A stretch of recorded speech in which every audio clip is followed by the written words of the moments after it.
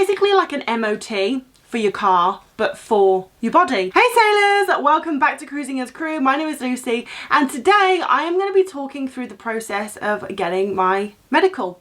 But before we start, please press like and subscribe if you enjoy my content. And I would just like to say a huge thank you to every single one of you who commented on my last video. So the last video was me basically saying I don't know whether to go back on cruise ships because of the current situation that we are all in regarding COVID.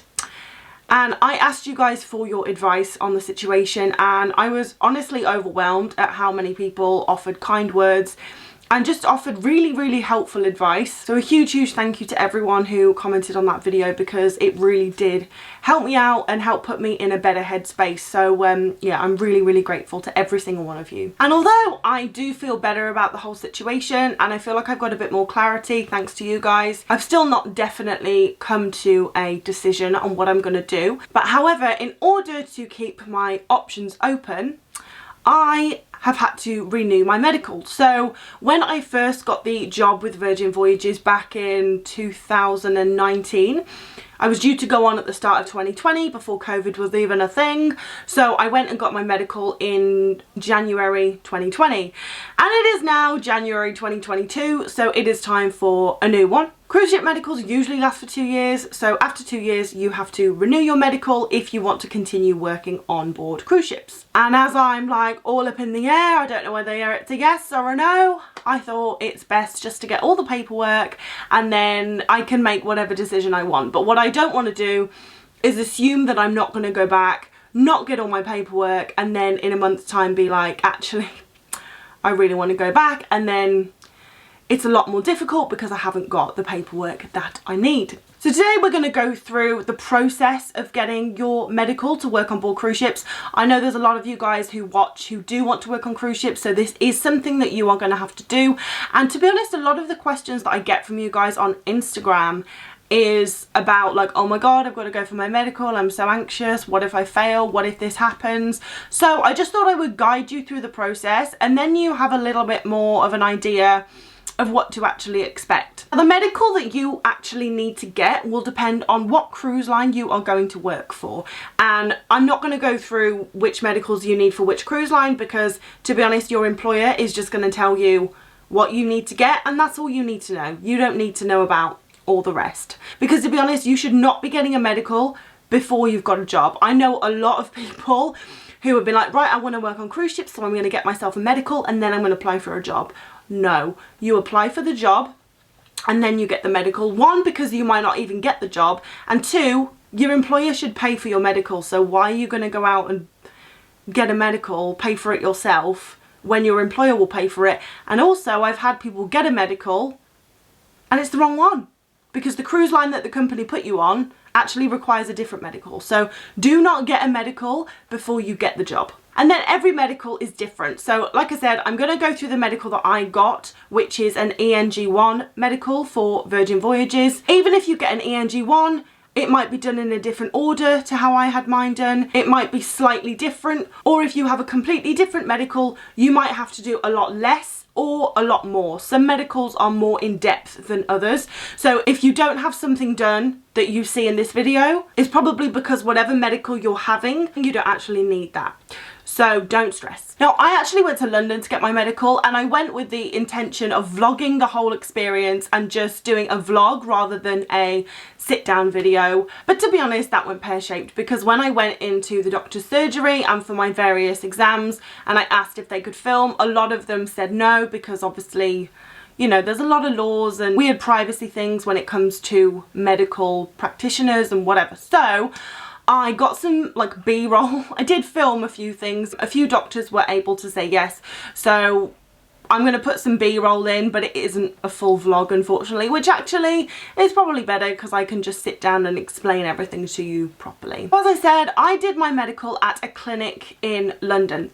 Now, there was a lot of different clinics I could have gone to get this medical. However, the company that I work for, Harding Retail, have an account set up with this clinic, which means that I don't have to pay for the medical. It just gets charged to the company account. Whereas if I'd have chosen to go to a clinic closer to home where the company did did not have an account with the clinic, I would have then had to fork out up to £500 to pay for the medical, and then that would have been reimbursed when I went back on board. But obviously we have just had Christmas, an expensive time of year.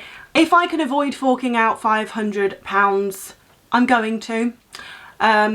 And I would advise you to do the same. You know, if you're working for a company and you know that there is a clinic that have an account with the cruise line or the company, then try and go to that clinic, so it could just be charged straight to the company. The worst case scenario is that you will just have to pay for the medical up front, and then it will get reimbursed when you go back on board in your first salary. Right, so this is my medical. I got the originals in the post about a week after I had been to London and done the medical. And although whatever clinic you go to are going to email you a copy of your medical, you always need to take the original one on board with you. Never ever take copies, always the original. So I'm just going to open it. I haven't actually opened it yet. I do know that I passed though, so no worries there. Oh my god, okay. So this is my medical. It is a whole load of papers that are very important. So getting this done and filling it in usually takes about 2 hours. Sometimes it can take more, sometimes it can take less, but every medical I've had, it's been 2 to 3 hours. So as you can see, you have a whole load of papers to fill in. So either your company will send you the papers, the blank papers, for you to take with you to the medical centre, or they will, if they have an account with the medical centre, they will email the papers over to the clinic. So all you need to do is turn up and they should already have it. But you do need to check before you go for your medical whether or not they have the papers or whether you need to take them with you. So the first part of your medical, you're going to go in and you're just going to answer a bunch of questions, and they're going to be questions, I'll read from the sheet. They're going to be questions like, have you got hearing problems? Have you got COVID-19? Do you wear, that's the new one. Do you wear glasses? Do you have sinus trouble? Do you have frequent nosebleeds or colds? Swollen lymph nodes? Asthma or wheezing? Coughing up blood? Shortness of breath? High, low blood pressure? Cholesterol? Chest pain? Do you have varicose veins? Do you have bone and joint pain? Arthritis? Thyroid illness? So all of these questions. And basically the doctor will just tick yes or no. Obviously some of them, if you say yes to, they're going to prevent you from working on board, but a lot of them, like if I had hearing problems for example, that wouldn't necessarily stop me from working on the ship, but they do need to know about it, because if anything happens to you on board, the onboard doctors are going to reach for your medical to see if you have any existing conditions. So it's really important that you are honest with the person who is doing your medical, because a lot of these, they're not gonna ruin your chance of working on a cruise ship. They just need to know about them. I remember when I did my first medical, and I have a heart condition, so I have to put down heart disease. And I was like, oh my god, like heart disease sounds so serious, like it's gonna stop me working on ships, oh my god. Obviously I've been working on ships for like 6 years, heart disease has not stopped me doing anything, so please do not feel like you can't be honest. That was the first thing that I did. Then I had to do a urine sample, and from the urine sample they do a drug test and a pregnancy test if you're a woman. Now obviously if you are found to have drugs in your system, or if you are found to be pregnant, that is going to prevent you from working on cruise ships, so make sure there are no drugs in your system and no baby in your belly. You are going to have to mention any medication you're on. This is really important, especially if you are on a continued medication. On the ship they do random drug tests, and some medication that isn't illegal, you might just be taking it routinely, will show up positive when you do a drug test. So it's really important that you mention any medication you take, because if you do a drug test on board and it comes up positive and they look at your medical and be like, oh, like that's why, because he or she takes this routinely, then you'll be fine. However, if you forget to mention medication that you're on and then you have a drug test and it reads positive, it's not gonna be good. And getting asked all of these questions is a little bit intense. So what I would do is, while you're at home, before you go to the medical, make a list of all the medications that you take. You don't need to take, you don't need to list ibuprofen, paracetamol, like painkillers that you just have once in a while. But if you're on something weekly or daily, then make a list of it. The same with any medical conditions you think might need to be brought up. This way, even if you do get really stressed when you are actually in the practice being asked these questions, it doesn't matter if you forget, because you have all the information in front of you that you can give your doctor. You're then going to be asked about like habits. So you'll be asked, you know, how much do you drink in a week or a month? Do you smoke? Do you take recreational drugs? Do you exercise? Like, good habits and bad habits. They just want to know, you know, what your lifestyle is like, if you lead a fairly healthy lifestyle or not very healthy. Once again, this is not going to jeopardize your chance of passing the medical. They just need to know. You're then going to have your weight and your height tested so they can calculate your BMI. If you are, you know, over or under, unless it's drastic, it's not going to affect your ability to work on cruise ships.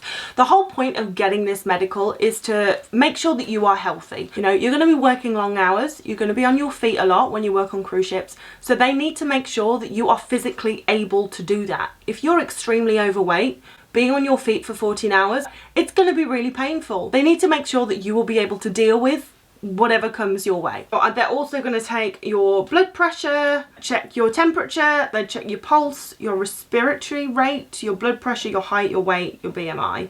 And then on my thing, I'll just cover my statistic, actually you can't see it anyway, there's a little like regular or irregular, and I've got a check saying regular. I'm a regular human, woohoo! Then they are going to check your eyes. So you know when you go to the opticians and you have that board with the really like small letters and they get big, or the big letters and they get smaller, and then you have to cover one eye and cover the other eye and see how small you can read. You basically have to do that to check your eyesight. So after this, I had my blood taken. Now they are going to run your blood for various things, for drugs that they couldn't tell from the pee.